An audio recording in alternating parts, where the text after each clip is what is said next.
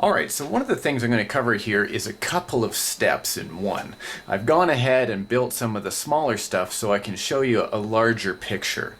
One of the things that we need to cover is the drive shaft and how to put together the metal yoke, or basically the universal joint. Now, one of the things that concerned me is that the pin that was supposed to go through the universal joint here was actually as long as the holder. Okay? So I kind of thought to myself, how the heck am I supposed to get that pin through here when it's exactly the same size? And for those who are building along, you'll completely understand. Now notice inside here, I'm not sure if you guys can see it, but there's actually a couple of divots right where the posts are supposed to slide into the holes. Now with a little bit of patience and a little bit of ingenuity and a little bit of carefulness, you take some needle nose pliers and you gently move this section back. Now if you get one post into one of the holes and you work it in with some needle nose, you can actually get the shaft to settle into these two post holders quite easily. Once you're done, simply squeeze them back together and you'll actually have a very solid universal joint. Now this is part of an expandable drive shaft set that I've already attached to one of the axles or axle housings and onto the output drive shaft. Now the second thing you need to do here is to use the included Loctite that comes with the kit. A blue Loctite means that it's removable. A red is more like a super glue, and you don't really want to use that on these type of set screws. A little dab will do you in this case, just a little tiny drop of Loctite. Put the small set screw in there and you're good to go. When this is spinning out on the trail, you don't have to worry about that small set screw flying out. Now this has already been assembled. I did this actually on both axles. The next part has to do with bag C. Okay, most of these parts are going to come in bag C now. And really what we're looking at are some aluminum shafts, a Y coupling, and the eyelets to attach to the frame or to the chassis as we go on. It's actually going to attach like this to the axle housing, and these eyelets go to the chassis. But what I really wanted to focus on here was the small set screws that come with bag C. Now I'm going to refer to these as eyelets right here, okay? These set screws that come in bag C are actually hex set screws. And if you'll notice, your hex driver actually fits onto them. Now I wouldn't actually suggest trying to turn these set screws into the aluminum shafts, because they'll just keep turning and turning, and when you try to get the plastic part on, you know, it'll just kind of, this will just swallow the set screw.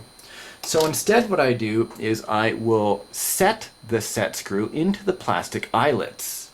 And by doing so, you can see now that this is firmly in place.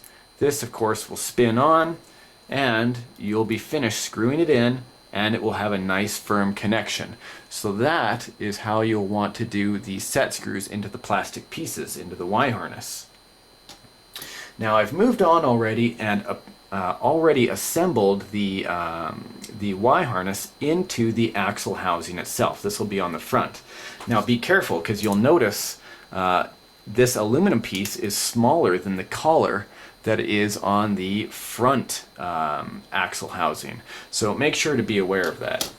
So now that we've covered these parts and you got a general idea on the aluminum shafts on the housing, let's actually talk about the suspension setup. Now I could get into the whole axial shocks, but my friends down at Proline heard that I was actually making the Scx10 Honcho and that I was going to be making it into somewhat of a monster truck with the 2.2 size tires. They sent me a couple of Power Stroke scalar shocks.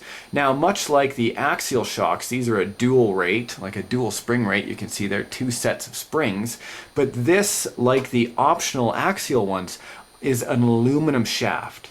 Now the reason I like these Proline 6060s, that's the part number on them, is because not only are they 90 millimeters, but with the additional 5 millimeter eyelet on there, now I've got 95 millimeters of complete shock set. Okay.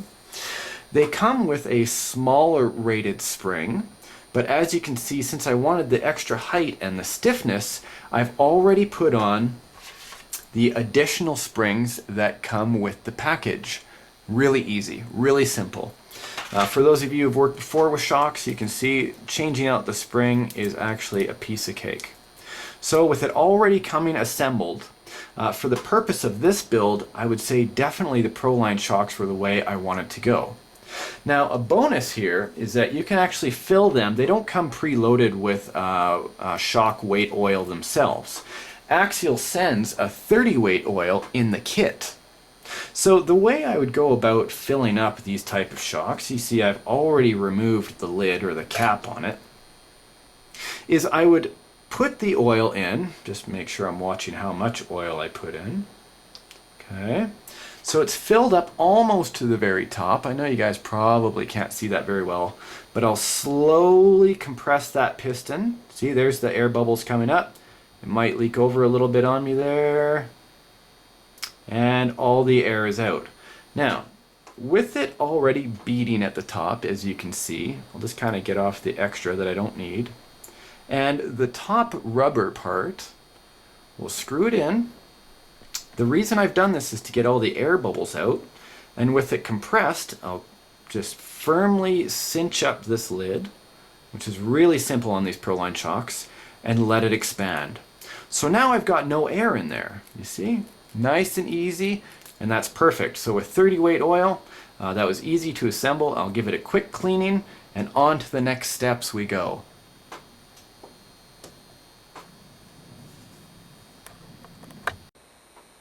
Alright, now through the magic of video, I've actually assembled the Axial axle housings with the Proline racing shocks and the additional links that are laid out in step number 17.